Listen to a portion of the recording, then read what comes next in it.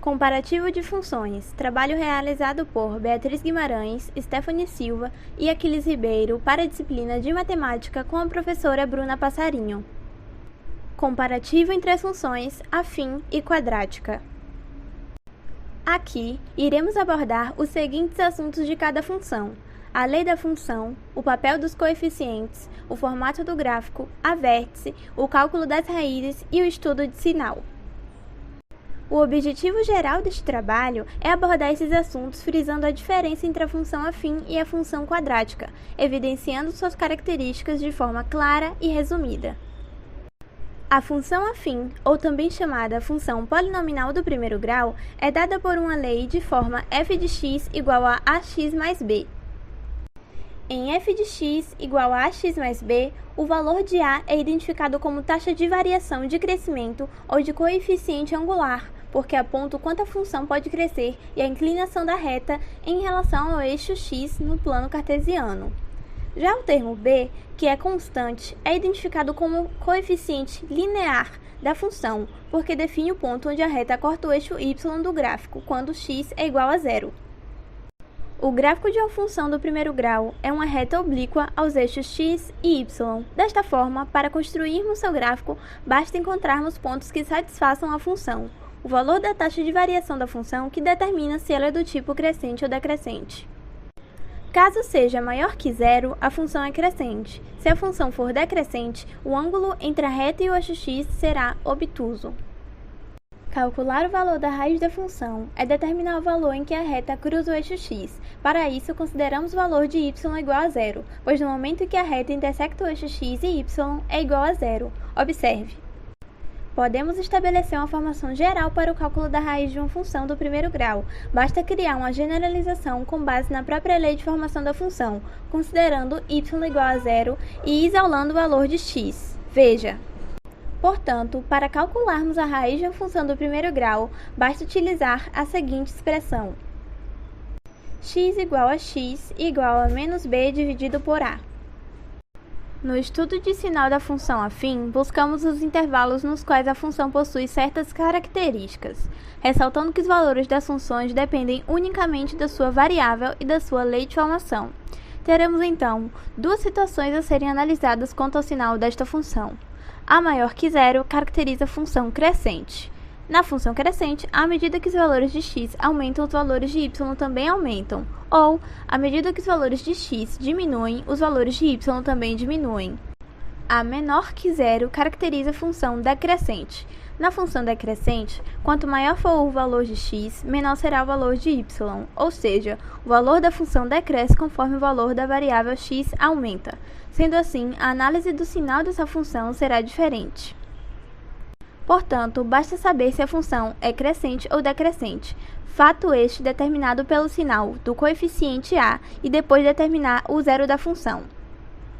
Definimos como função quadrática ou função de segundo grau em que o domínio e o contradomínio são iguais ao conjunto dos números reais e que possui a lei de formação f de x igual a ax ao quadrado mais bx mais c. Os gráficos de funções quadráticas são sempre parábolas. Assim como em toda função, podemos plotar seu gráfico construindo uma tabela de pares, x e y, ou seja, atribuímos valores para x e calculamos seus y correspondentes, que são iguais a f de x. O coeficiente a pode ser usado para indicar a concavidade da parábola da seguinte maneira: se a for maior que zero, a concavidade da parábola é voltada para cima. Se a for menor que zero, a concavidade da parábola é voltada para baixo. O coeficiente c está relacionado ao ponto de encontro da parábola com o eixo y. Isso acontece porque qualquer ponto de encontro com o eixo y precisa necessariamente ter a coordenada x igual a zero. Por outro lado, se quisermos saber o ponto de encontro de uma função com o eixo x, a coordenada y é que deverá ser igual a zero. Fazendo x igual a zero na forma geral das funções do segundo grau, o segundo resultado será encontrado: y igual a x ao quadrado mais bx mais c. Y igual a zero ao quadrado mais b0 mais c. Y igual a c. Assim, o par ordenado em que acontece o encontro entre parábola e o eixo y é 0C.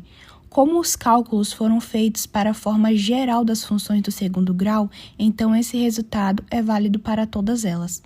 O vértice da parábola, correspondente ao ponto em que o gráfico de uma função do segundo grau muda de sentido.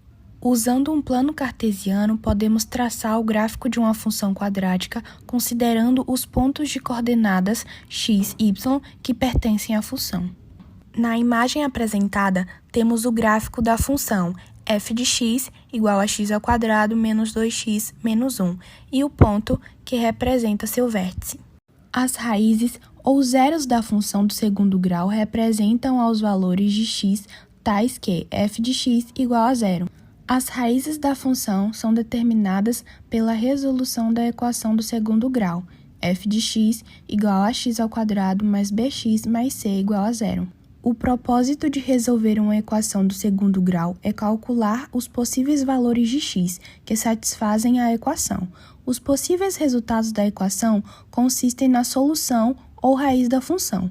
O número de raízes de uma equação do segundo grau depende do valor do discriminante. Se o valor do discriminante for maior que 0, a função do segundo grau possui duas raízes reais distintas. Se o valor do discriminante for igual a 0, a função do segundo grau possui apenas uma raiz real. Já, se o valor do discriminante for menor que 0, a função do segundo grau não possui nenhuma raiz real. Os sinais da função de segundo grau são estudados para definir para quais valores de x uma função é positiva, negativa ou nula. A melhor maneira de analisar o sinal de uma função é pelo gráfico, pois nos permite uma avaliação mais ampla da situação. No exemplo 1, calculando as raízes da função para descobrir em que momentos a parábola intercepta o eixo x, o coeficiente a da função é positivo, o a é igual a 2, logo a concavidade da parábola está para cima. No segundo exemplo, calculando as raízes da função para descobrir em que momentos a parábola intercepta o eixo x, o coeficiente a da função é negativo, o a é igual a menos 2, logo, a concavidade da parábola está para baixo. Cumprimos todos os objetivos propostos no começo da apresentação, a função afim à função quadrática, expor suas características e evidenciar suas diferenças a fins de comparação. Este trabalho foi muito importante para o nosso conhecimento e aprofundamento deste tema, pois nos permitiu conhecer melhor as funções e desenvolver e aperfeiçoar competências de solução e conceitos acerca do mesmo.